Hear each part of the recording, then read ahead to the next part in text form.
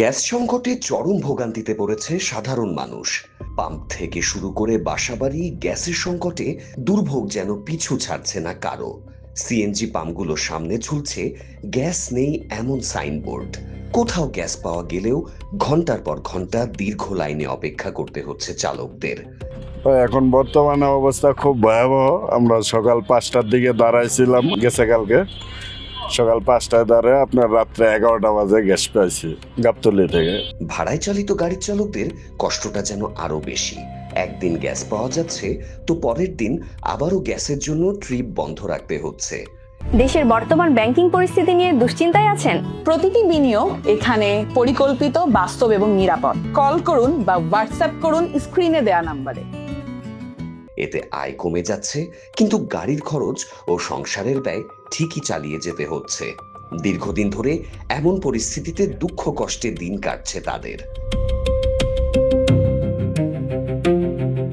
শুধু পরিবহন খাতেই নয়, গ্যাস সংকটের প্রভাব পড়েছে বাসা বাড়িতেও।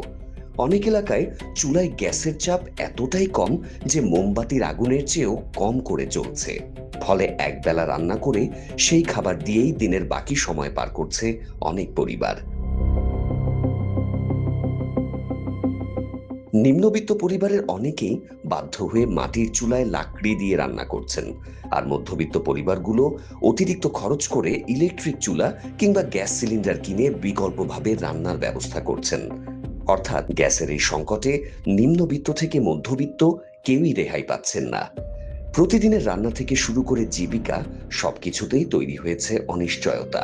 গ্যাসের জন্য এই তো রান্না বান্না করতে পারি না, পোলা পান্ডে খাওয়া দিতে পারি না, স্বামীরে দিতে পারি না, এই তো টাইম মতন খাইতে পারি না। 3 দিন 2 দিন হয় রাঁধছি, লার্কির চুলে এই খাইতে আসি।